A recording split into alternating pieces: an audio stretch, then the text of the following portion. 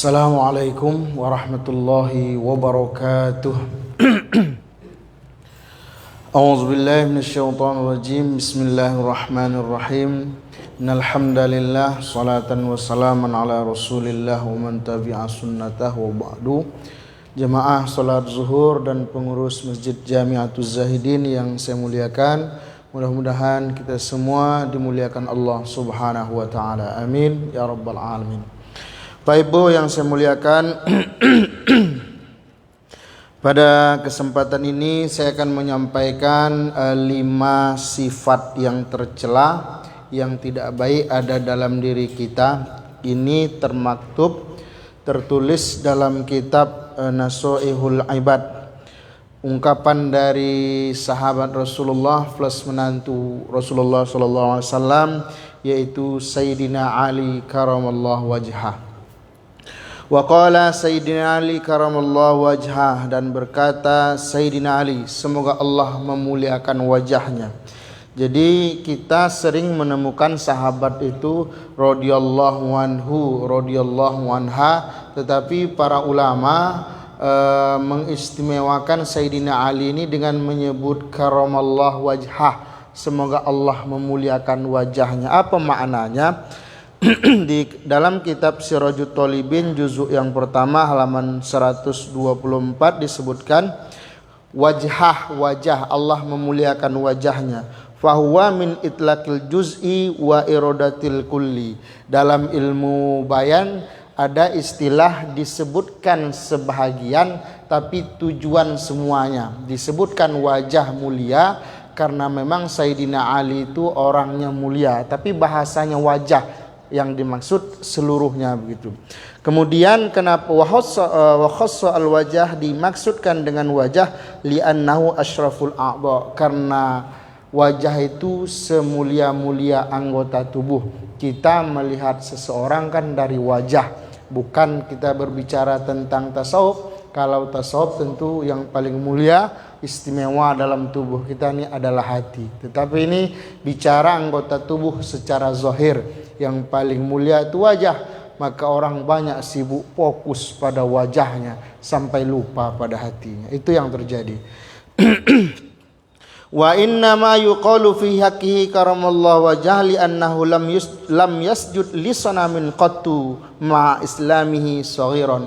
Beliau disebutkan semoga Allah memuliakan wajahnya karena Sayyidina Ali itu tidak pernah sujud kepada patung seumur hidupnya, karena dia kecil pun sudah Islam. Sahabat Nabi yang masuk Islam kecil adalah Sayyidina Ali. Wakila, ada pendapat lain mengatakan, ini ilmu saja untuk kita, disebut karamallahu wajhah li'annahu lam yara auratuhu qattu. Beliau itu sahabat Nabi yang tidak suka melihat auratnya sendiri. Itulah Sayyidina Ali karamallahu wajhah. Itu gelar yang disebutkan oleh para sahabat. Baik Bapak Ibu yang saya muliakan, apa kata beliau? Laula khamsu khisalin la saran nas kulluhum salihun. Kalaulah bukan 5 sifat tercela ini, maka semua orang yang ada di dunia ini akan menjadi orang soleh, jadi orang baik semuanya. Mana sifat tersebut? Yang pertama al-qana'atu bil jahli, yaitu ada sebahagian orang itu senang dengan kebodohan, ketidakcerdasan. Artinya apa? Bahwa ada orang yang tidak mau menambah ilmunya, merasa lebih pintar, merasa lebih baik dari orang lain. Dia tidak mau belajar, padahal dia tak mau bergaul, tidak mau ikut pengajian, dia tak mau majelis ilmu, dia tak mau sekolah, tapi kalau bicara dialah orang rasa paling pintar. Kalau ngomong dia merasa paling benar. Ada memang satu-satu orang seperti ini, sifat tidak baik. Al-qanaah bil jahli, yang disuruh itu al-qanaah bil mal, yaitu apa adanya dengan harta yang diberikan oleh Allah. Kalau dia tidak al-qanaah bil jahli, dia cukup merasa senang dengan ilmu yang dimiliki. Padahal kalau kita mau memperhatikan Bapak Ibu yang dimuliakan Allah, Kata para ulama tafsir, lebih dari 800 ayat dalam Al-Quran itu menyuruh kita menuntut ilmu, bercerita tentang ilmu. Tak bertambah harta kita hari ini tak apa-apa, tak bertambah uang kita hari ini tak apa-apa, tapi jangan tak bertambah harta, tak bertambah ilmu kita setiap hari. Maka salah satu masjid yang mewadahi agar jamaah tetap bertambah ilmu inilah Jamiatus Zahidin. Setiap zuhur ada kajian, hari Ahad pun ada kajian, demi untuk mencerdaskan umat, mencerdaskan kaum muslimin. Ini yang perlu diapresiasi sebenarnya. Itu yang pertama. Yang kedua, Bapak Ibu yang dimuliakan oleh Allah, al-hirsu ala dunia, terlalu rakus terhadap dunia. Padahal dunia sekejap, dunia sebentar, tak lama hidup di dunia ini. Kata Harun Yahya, seandainya di dunia ini terdapat 100 triliun manusia, semuanya berumur 100 triliun tahun, dan mereka menghabiskan waktu berhitung selama 100 triliun tahun, berapa jumlah yang akan mereka dapatkan bila dibandingkan kehidupan akhirat yang akan dilalui? Dapatnya nilainya tetap nihil. Kenapa? Karena akhirat itu selama-lamanya, akhirat itu abadi. Maka orang yang cerdas bukan hanya orang yang memikirkan kehidupan dunia, tapi dia juga berpikir untuk kehidupan akhirat, yaitu amal kebaikan yang membawanya ke surga Allah Subhanahu wa taala. Oke, kalau tempatnya surga, kalau neraka, maka dia juga akan kekal, tak ada ujung di sana. Wal a'yazubillah.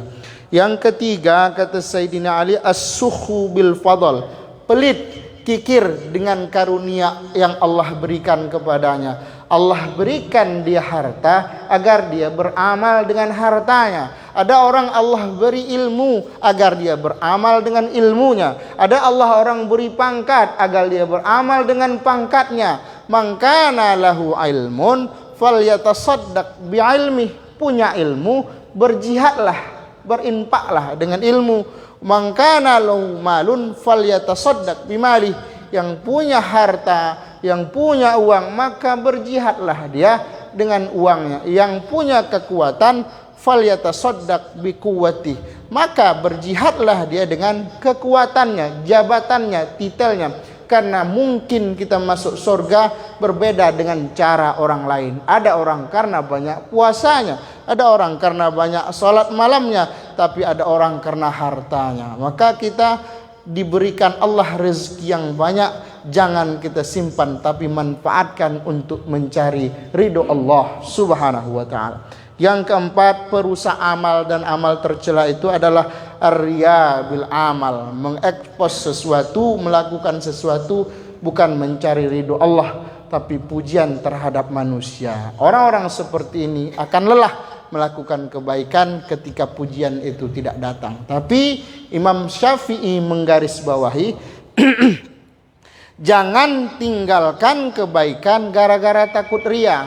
Mimma kaidis syaitan tarkul amal khaufan ayyakula annahu lamira. Termasuk strategi setan adalah meninggalkan melakukan kebaikan gara-gara takut ria. Ini juga salah. Jangan kita masuk ke prank setan. Tidak mau dia taat kepada Allah, tidak mau ke masjid, nanti ria. Tidak mau dia berinfak di hadapan orang, nanti. Tidak usah kita pikirkan. Serahkan semuanya kepada Allah Subhanahu wa taala. Karena beribadah, berinfak itu sirron wa alaniyah. Kadang-kadang memang harus sembunyi, tapi kadang-kadang memang harus ditunjukkan agar memberi motivasi kepada orang lain. Yang terakhir kata Sayyidina Ali, al-i'jabu birra'i, ujub dengan diri sendiri, selalu membanggakan diri, merasa lebih baik daripada orang lain. Dan kemudian dia heran kenapa dia ini taat kepada Allah. Dia heran kenapa dia rajin berjamaah. Dia heran kepada dirinya kenapa dia suka melakukan kebaikan.